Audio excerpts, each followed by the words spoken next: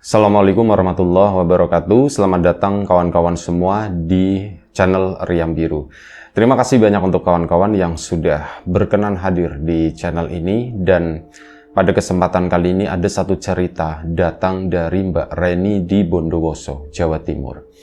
Mbak Reni menceritakan tentang satu pengalaman horor yang tidak dialami oleh dirinya, melainkan dialami oleh bapaknya. Bapaknya namanya Pak Marto. Jadi Pak Marto itu di tahun 2000-an awal ini pernah bekerja, bapaknya Mbak Reni ya. Bapaknya Mbak Reni, Pak Marto ini pernah bekerja dan kemudian bapaknya itu dipecat dari tempat pekerjaannya. Bukan kenapa-napa, bukan Pak Marto doang yang dipecat, melainkan karyawan-karyawan yang lain juga mengalami PHK. Karena tempatnya bekerja pada waktu itu gulung tikar gitu ya. Jadi ya mau ndak maulah. Memang dapat pesangon, tapi kan ya namanya pesangon kalau dipakai terus nggak ada pemasukan lain kan ya habis juga begitu ya. Pak Marto sendiri ya lebih memilih bekerja gitu. Yang penting setiap bulan itu ada pemasukan kayak gitu kan. Cuman memang kondisi pada saat itu perusahaannya udah mulai nggak stabil, dan memang sebelum-sebelumnya dari pihak perusahaan itu juga baik ngasih tahu bahwa kondisi kita itu seperti ini, kemungkinan nggak lama lagi bakal ada layoff, bakal ada PHK massal. Ya sudah, akhirnya di PHK semua itu karyawan-karyawannya termasuk Pak Marto tadi. Awal-awal di PHK, Pak Marto pun coba mencari pekerjaan lain ya. Ya sesuatu yang sekiranya bisa dikerjakan.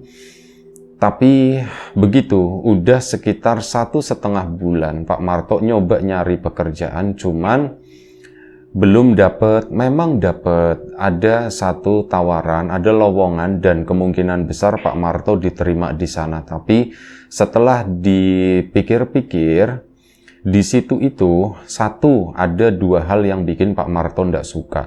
Yang pertama itu ada seseorang yang dia kenal, dan Pak Marto kenal tahu orang ini tuh jahat. Pak Marto itu pernah dijahatin dulu, dari situ lah ada orang ini ternyata gitu. Pak Marto juga ndak sengaja ketemu di situ. Loh kok orang ini? Yang kedua, memang dari pekerjaannya setelah dijelaskan itu kayaknya aduh ndak mampu gitu ya Pak Marto. Ya karena alasan dua itu sebenarnya kalau mampu nggak mampu dimampu-mampuin juga bisa sama Pak Marto. Tapi karena ada alasan pertama, ada seseorang yang pernah jahatin Pak Marto nggak dendam, cuman takut nanti terulang dijahati lagi.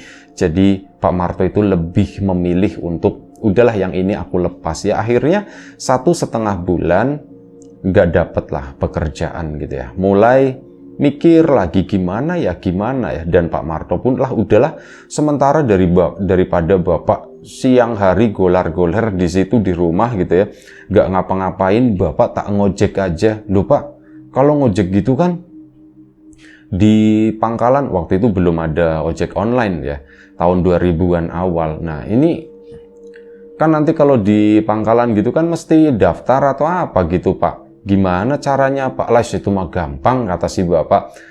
Bapak muter-muter aja gitu ya, nongkrong di mana di tempat yang sepi. Ya kalau emang udah rezeki ya dapet lah kata si Pak Marto. Akhirnya sudah. Ya daripada memang bener di rumah nggak ngapa-ngapain gitu ya, mending itulah berusaha gitu ya, berusaha nyari penghasilan walaupun nggak banyak, tapi yang penting ada usahanya dulu. Akhirnya dilakuinlah sama Pak Marto menjadi tukang ojek dadakan. Sehari pertama nggak ada hasil apapun gitu ya. Pak Marto tuh pulang ketawa-ketawa gitu ya. Ibu ngirain kenapa Pak? Laris Pak ojeknya Pak gitu. Gimana ya Bu ya? Nggak ada Bu yang naik Bu gitu. Loh Bapak emang di mana? Ya Bapak nyari tempat yang memang nggak ada ini ya, yang nggak ada orang di situ. Maksudnya nggak ada pangkalan ojek. Oh nggak ada yang naik Bu gitu. Ya sudah nggak apa-apa Pak, nanti dicoba lagi kata ibu. Iya. Bapak pun tampak bersemangat gitu ya. Dan ya wis, Akhirnya hal itu dilakuin lagi sama Bapak di hari-hari ke depannya. Dan sebelum kita lebih jauh ke dalam cerita, mohon izin mau promo bawang gorengnya biji terlebih dahulu. Bawang goreng renyah, kualitas premium, bawang goreng murni tanpa campuran apapun. Untuk kawan-kawan yang kemarin sudah sempat memesan, alhamdulillah terima kasih atas pesanannya. Untuk kawan-kawan yang belum sempat memesan, belum sempat nyobain bahkan gitu ya, monggo dicobain, ditunggu pesanannya. Dan untuk kawan-kawan yang sudah mampir di channel Lapak Horor juga terima kasih banyak. Baik, kita lanjut lagi cerita dari Mbak Reni tadi. Pak Marto begitu, mulai ngojek. Awal-awal itu kan saat Bapak pulang, itu masih ditungguin dapat cerita apa ya, dapat kabar apa ya. Laris atau enggak, ada yang naik atau enggak, itu pertanyaannya, penasarannya itu seperti itu. Cuman makin kesini ya karena ada penghasilan intinya ya waktu itu, wes alhamdulillah, meskipun enggak sebanyak kerja dulu, setidaknya kalau buat makan ini sekeluarga itu cukup lah, makan makanan sederhana. Jadi duit yang kemarin dapat pesangon itu tuh nggak kesentuh gitu ya, nggak terus berkurang. Ya udah nggak apa-apa, Bapak nyari kerja, yang penting buat makan aja. Nah, Mbak Reni sendiri itu masih sekolah, masih SMA kelas 2. Itu terus dilakuin sama Pak Marto sampai kurang lebih sekitar 4 atau 5 bulan. Bapak itu bekerja ngojek. Ini pada suatu hari, Bapak itu cerita. Tiba-tiba gitu ya, yang lain kan itu udah merasa terbiasa, Bapak pulang, alhamdulillah pulang. Biasanya Bapak itu pulang sekitar jam 8 atau jam 9 malam. Nah, hari itu Bapak itu pulang agak lumayan cukup malam, sekitar jam 10 itu baru sampai rumah. Ibu sama Mbak Reni sama adik-adiknya tentu saja khawatir. Nah, adik-adiknya Mbak Reni sendiri itu udah pada tidur. Dan Mbak Reni punya kakak, cuman kakaknya itu lagi main ya. Nah, ini ya akhirnya ditungguin kan, Bapak kok jam segini belum pulang ya. Zaman itu boro-boro telepon, boro-boro handphone. Itu tuh masih barang mewah gitu ya, Mbak Reni itu nggak megang sama sekali. Dan ya ditungguin lah, cuman bisa menunggu, bisa berharap semoga nggak terjadi apa-apa. Soalnya pernah sekali Bapak itu mengalami kecelakaan, ya kecelakaan ringan, kayak kepleset gitu ya. Pas waktu itu memang lagi musim penghujan, jadi licin, ya Bapak pulang-pulang lecet-lecet badannya, tapi untungnya nggak apa-apa. Nah, malam itu pun khawatir, takutnya Bapak itu terjadi apa-apa, apalagi kecelakaan gitu ya. Kalau bannya kempes saja, rasa-rasanya Mbak Reni itu nggak tega ngeliatin Bapak ngedorong motor malam-malam nyariin tukang tambal ban gitu ya. Itu tuh ngebayangin aja tuh rasanya pengen nangis, nggak tega gitu kan. Ya berharap-harap cemas, akhirnya alhamdulillah jam 10 Bapak pulang. Bapak pulang kan langsung ditungguin begini. Pak, kenapa Pak pulangnya malam gitu kan? Maaf, kata bapaknya, tapi Bapak nggak apa-apa kan? Nggak apa-apa. Kempes sepatu gimana? Enggak. Semuanya lancar, kata si Bapak. Semuanya lancar, enggak apa-apa. Dan akhirnya apa? Bapak pun masuk ke dalam bersih-bersih gitu ya, ganti baju dan sebagainya. Ibu pun bikinin minum. Dan ya itu tadi, ada rasa penasaran Mbak Reni juga. Bapak kenapa ya? Kok tumben pulangnya malam?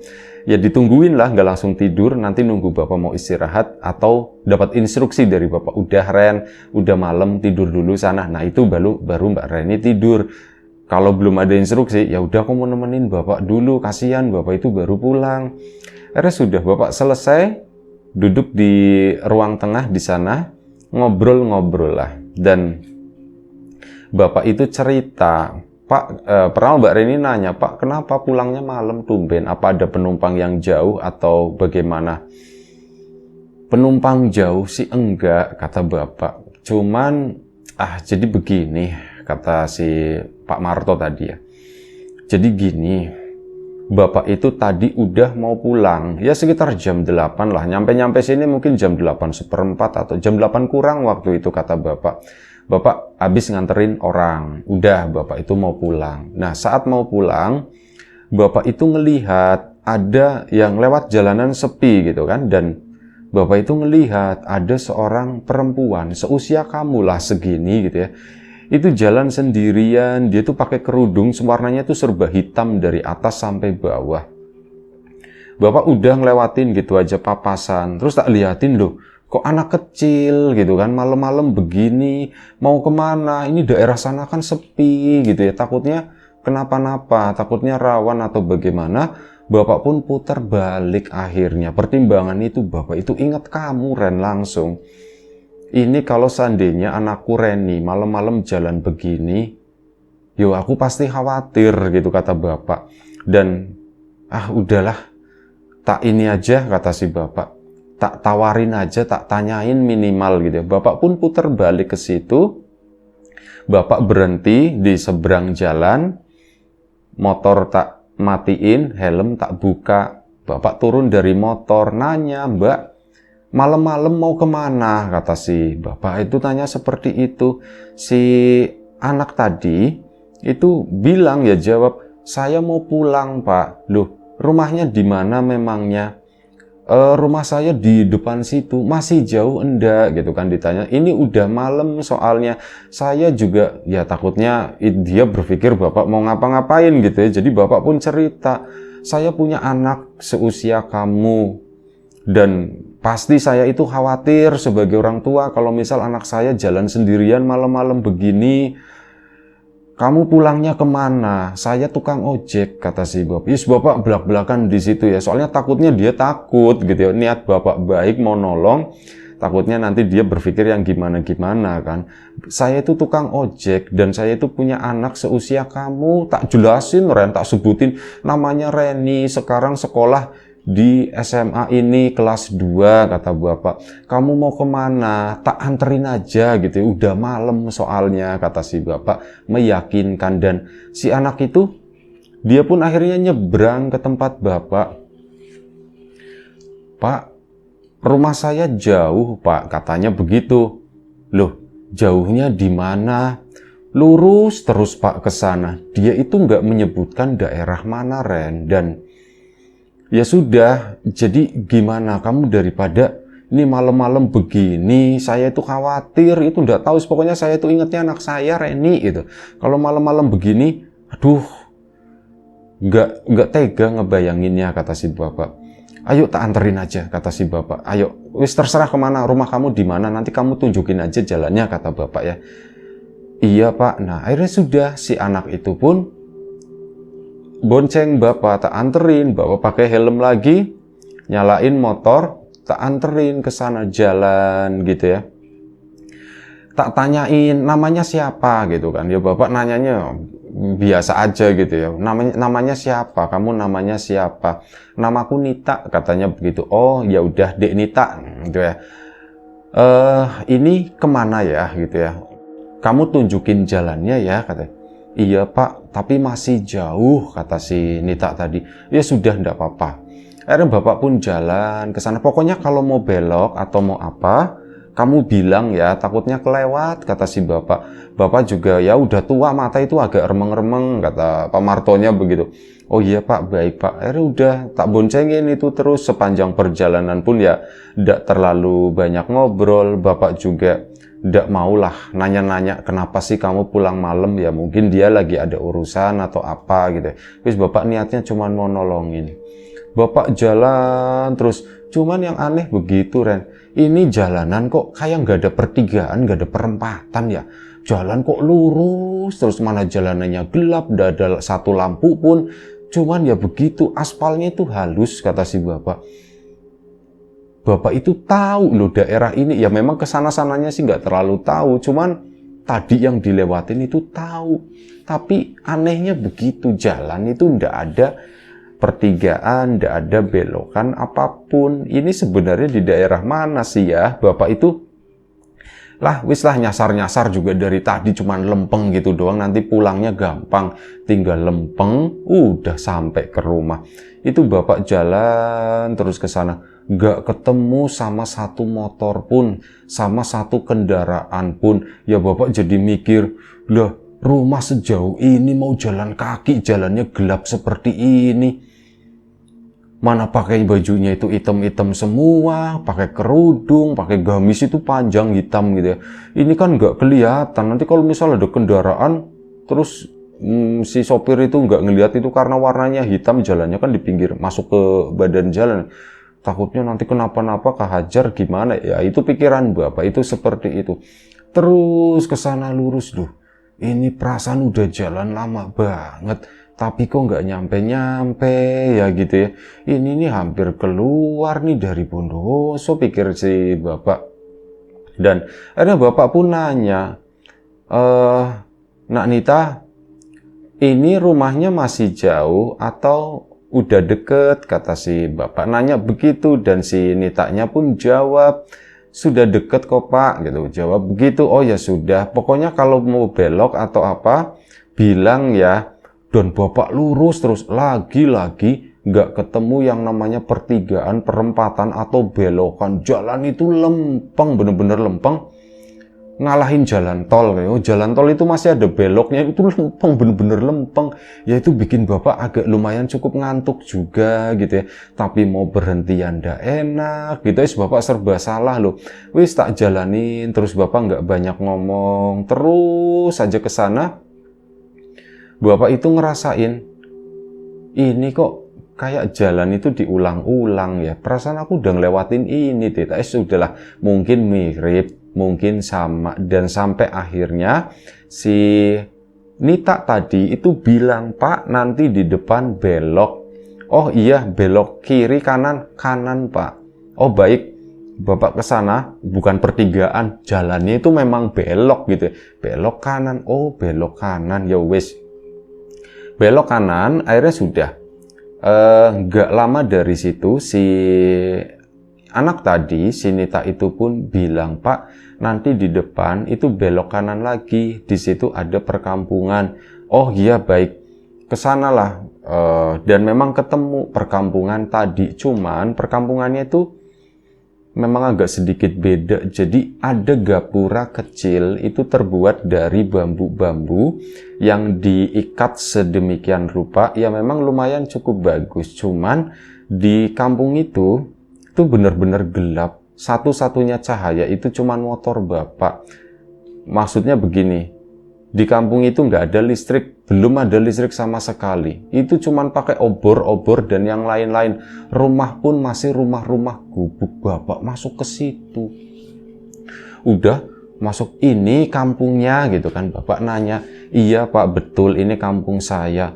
Oh gitu ya Bapak. Ya Bapak dalam hati, kok kampungnya begini banget ya. Terpelosok banget pikirnya bapak itu, seperti itu masih ada kampung begini. Ini kayak kampung-kampung tahun 40-50-an. Kalau misal itu mbahmu cerita begini zaman dulu itu begini, kok seperti ini. Sudah enggak apa-apa, bapak enggak mau mikir yang kayak gimana. Itu gelap, dan di perkampungan tersebut ini jalan itu masih tanah semua, nggak ada aspal. Di situ kan ada rumah-rumah ya, kanan kiri rumah-rumah gubuk. Bapak ngelihat orang-orang itu pada nongkrong di depan pintu di situ malam-malam. Mereka tuh pada telanjang dada gitu ya. Nggak ada yang pakai sarung kayak gitu doang, dan mereka tuh pada nongkrong, pada jongkok itu di depan pintu di sana ya. Dari kejauhan nggak kelihatan, tapi begitu udah deket kena lampu motor itu kan kelihatan di situ. Oh iya seperti ini ya orang-orangnya. Ya sudah, rumahnya di sebelah mana katanya. Itu Pak di depan mentok katanya begitu. Akhirnya udah bapak lurus ke situ, memang mentok ada satu rumah gubuk juga. Itu rumahnya si Nita. Di sana akhirnya apa? Ya sudah tak turunin di situ. Itu Pak rumah saya. Bapak pun berhenti di sana. Oh ya sudah, syukurlah. Lain kali ini rumahnya kan jauh banget. Pulangnya itu gimana gitu. Saya tuh jadi kepikiran, nak Reni, nak Nita gitu. Kata bapak bilang, ya bapak kepikiran loh, ini anak kalau nggak tak anterin mau sampai rumah jam berapa, subuh gitu. Iya kalau selamat di jalan, kalau di jalan ada apa-apa bagaimana. Nah di situ pun udah akhirnya, Pak terima kasih kata dia, dan tapi mohon maaf kata si itu ya, saya nggak bisa bayar Pak. Nggak apa-apa, udah, yang penting kamu sampai rumah dengan selamat gitu ya. Lain kali jangan pergi malam-malam lagi seperti itu, kasihan orang tuamu, katanya begitu kan. Iya Pak, baik Pak. Nah akhirnya sudah, ya sudah, karena udah malam, saya juga ditungguin anak sama istri, saya pulang dulu ya. Iya Pak, terima kasih ya Pak ya, maaf ya Pak ya, ya sopan gitu ya. Dan sudah, di situ orang tuanya si Nita pun ndak keluar atau apa gitu ya. Udah, bapak pun putar balik, keluarlah dari kampung tersebut. Dan saat keluar ya bapak permisi tuh sama warga yang pada nongkrong di depan sana kan. Mereka itu orangnya itu ramah semua ya, kena senter lampu kan kelihatan. Itu mereka dari jauh itu udah pada senyum bener-bener. Ya bapak begini, bapak begitu gitu. Dan rasanya tuh senang, oh bapak disenyumin sama orang, bukannya dipesengutin atau apa gitu. Ini tuh bikin gimana ya, bikin suasana hati itu jadi menyenangkan gitu. Dan akhirnya bapak pun keluar dari kampung tersebut. Ya ngikutin itu tadi. Tadi kan bapak belok kanan, artinya ini pulangnya belok kiri, nanti belok kiri lagi. Nah itu bus itu lurus bablas gitu kan. Bapak pun melakukan hal itu. Bapak jalan lurus sambil terus mikirin, itu gimana ya kalau misal bapak itu nggak ketemu malam itu. Mungkin bapak orang yang dikirim sama Tuhan buat nyelamatin dia kali ya. Alah wis, bapak seneng jadinya, bapak itu jadi berguna, kata si bapak gitu ya sambil ketawa. Dan anehnya tuh begini Ren. Bapak baru jalan itu sebentar, paling 10-15 menit. Loh, kok udah masuk daerah sini? Itu yang bapak bingung. Ya sep. Akhirnya sampai sini ya, walaupun telat-telat gitu ya, jam 10. Tapi kok bapak seperti itu? Makanya bingung, perasaan tadi jalan itu jauh banget gitu. Nggak nyampe lurus. Loh ini kok pulangnya kok lebih cepat dari sebelum. Memang ada perasaan berangkat sama pulang itu rasanya lebih cepat waktu pulang. Tapi ini tuh enggak, ini tuh cepatnya lebih banget kata si bapak gitu ya. Reni pun diam. Pak, kalau Nita ternyata setan gimana Pak? Reni pikirannya ke situ. Setan apa? Setan masa begitu, nggak nyeremin gitu ya. Orang sekamu kayak gitu ya. Setan apaan gitu ya? Setan kalau mau pulang kan tinggal terbang, kata si bapak. Ya kan gak tahu Pak, soalnya kampungnya itu aneh. Aku ngebayanginnya aku jadi serem Pak, kata si Mbak Reni. Ya memang jujur begitu ya, ini jangan-jangan masa ada kampung seperti itu zaman sekarang gitu. Ya itu bapak juga ndak tahu, tapi anggaplah bukan setan, kata. Udah istirahat. Akhirnya istirahatlah mereka. Keesokan harinya bapak pun ngojek lagi, ya pagi harinya tuh masih nyambung ngomongin pengalaman tadi malam itu. Ibu pun ndak keberatan atau apa gitu ya, yang penting bapak itu hati-hati. Iya, bapak pun seperti ya pagi belum berangkat, nanti berangkat itu agak siangan. Nah jalanlah si bapak ya, singkat cerita hari itu. Dan pas hari setelahnya itu pulangnya normal, jam 8 itu udah sampai rumah, jam 8, jam 9 maksimal gitu, itu udah sampai rumah. Ya ada cerita-cerita, tapi biasalah cerita-cerita orang pada umumnya bayar kurang atau dikasih lebih tadi sama orang. Alhamdulillah kata bapak, itu buat ngegantiin yang bayar kurang. Yes lumayan, ini Bu, bapak dapat segini Bu, ini buat makan nanti. Oh iya Pak, makasih ya Pak ya. Sudah kan, akhirnya udah. Beberapa hari kemudian hal itu terulang. Jadi bapak pulang malam lagi, ya kali ini sekitar jam 10. Lagi-lagi Mbak Reni kan khawatir sama ibu, tapi waktu itu ada kepikiran, Bu, jangan-jangan bapak nganterin anak itu lagi Bu. Iya ya Ren ya, bisa jadi seperti itu ya Ren ya. Kok malam-malam begini kok belum datang gitu ya. Ya wis lah, udah kita tungguin aja Ren. Semoga bapak selamat gitu ya, nggak terjadi apa-apa. Dan jam 10 kali ini lebih malam dari sebelumnya, jam 10 lewat bapak itu pulang. Bapak pulang, ada suara motor. Bapak biasanya lampu itu masih dinyalain ya. motor dulu bisa dimatikan, cuman kebiasaan bapak lampu sorot-sorotnya itu ada gitu saat memasuki rumah. Nah di situ motor datang tapi nggak ada lampu, nggak ada lampunya. Loh, itu bapak atau gimana kok tumben lampunya nggak nyala? Dibuka kan pintu sama Mbak Reni. Nah di situ Mbak Reni ngelihat motor bapak bagian depannya itu pecah. Dan langsung kan kepikiran, bapak itu turun dari motor, buka helm, jalan itu agak pincang gitu. Dan saat lagi ya langsung Mbak Reni sama ibu pun, Pak, bapak kenapa Pak? Bapak kenapa? Bapak habis itu Bu, habis kecelakaan Bu. Tapi udah ndak apa-apa, kata si bapak tadi. Ya sudah Pak, sini masuk. Ibu lihat lukanya, kata si itu ya. Nah akhirnya apa? Kan celana bapak itu ada yang robek ya, karena jatuh itu tadi. Ada beberapa bagian yang robek, bapak pun ya waktu itu nggak sempat mandi dulu, cuman ganti pakai sarung, dan dilihat lukanya di bagian kaki. Itu luka yang lumayan cukup lebar, lumayan cukup panjang. Bukan luka sobek gitu enggak, tapi luka lecet gitu ya. Di bagian betis samping luar kaki kiri.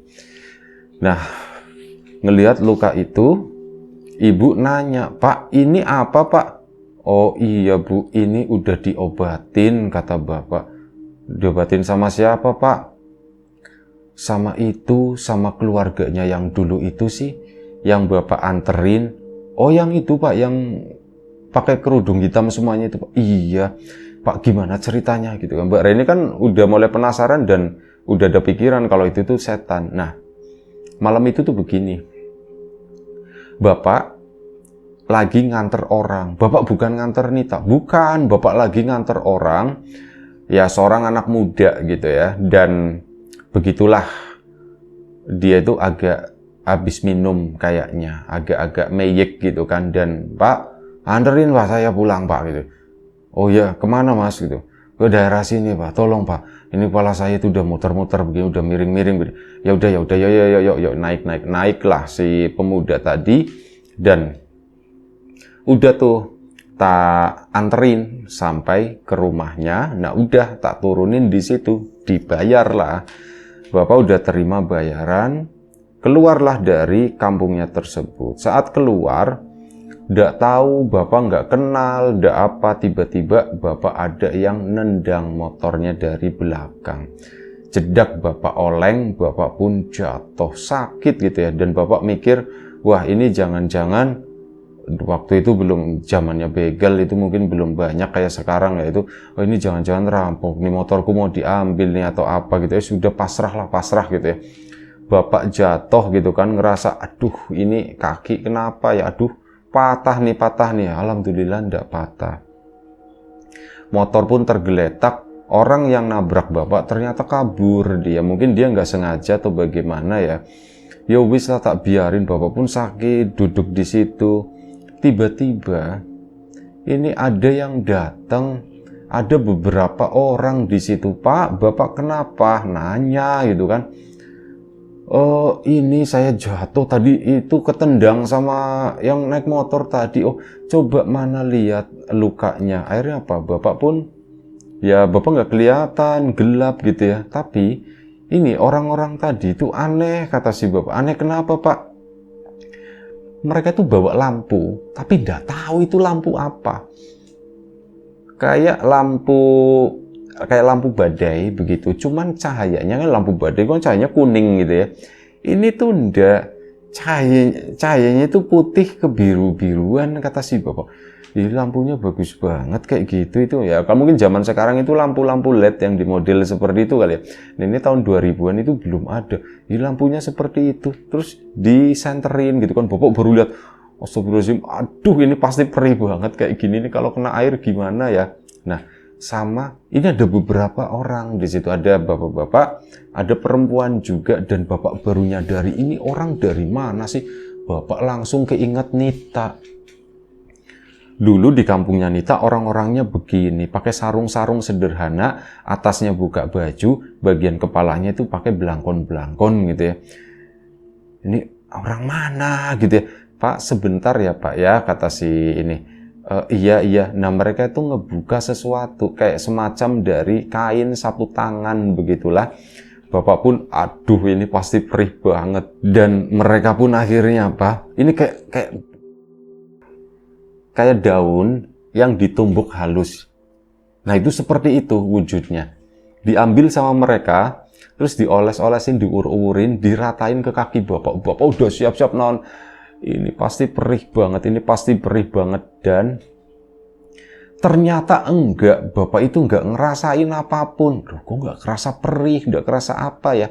Justru perih yang tadi ada, itu berganti menjadi rasa dingin, kata si bapak. Ih, kok rasanya, ya bapak kan udah merem gitu ya, nahan sakit. Ini diobatin begitu, loh kok rasanya malah, kok jadi nyes, enak kayak ditempelin es batu, kata si bapak. Dan akhirnya apa?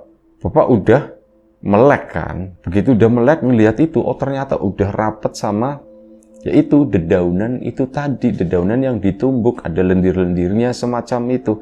Bapak melek begini, pas ngelihat ke atas, loh bapak kenal gitu kan, helm bapak tak buka gitu, begitu tak buka, loh ini bukannya anak Nita ya yang dulu saya anterin malam-malam itu sih mbak, kata si bapak. Iya pak, saya masih ingat, kata si itu tadi.